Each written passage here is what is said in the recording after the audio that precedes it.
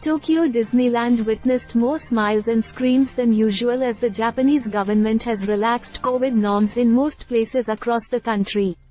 Starting Monday, major companies such as Oriental Land Company, East Japan Railway Company, and Toho Company, which operate Disney parks and cinemas, respectively, are permitting customers to go without masks as per the revised government guidance that was announced last month.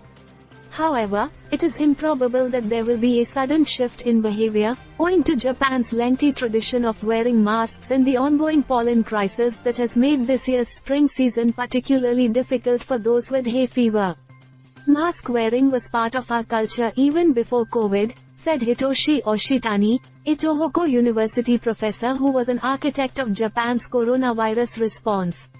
I think many people will be wearing masks even after the rules are relaxed, Oshitani was quoted as saying by the news agency Reuters.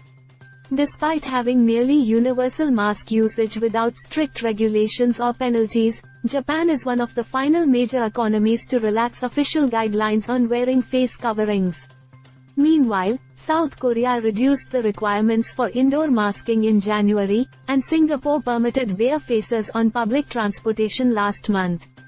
The United States and England also discontinued most mask mandates in the early stages of the pandemic last year.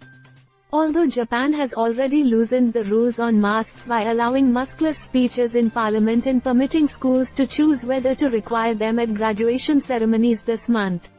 The country's chief government spokesperson, Hirokazu Matsuno, announced last week that cabinet meetings would no longer require masks starting Monday and that decisions on whether to wear masks would be up to individual workplaces.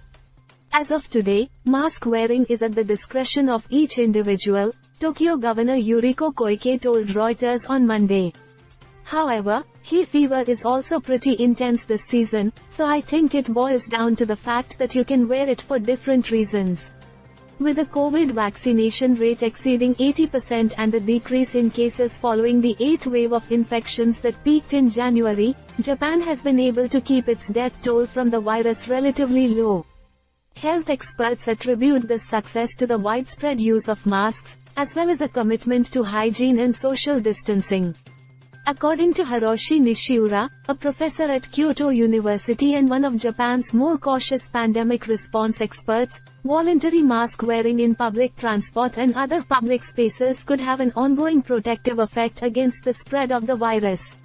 That could have been incorporated as part of our daily habits, he said. The governmental decision in this time spoiled that intent.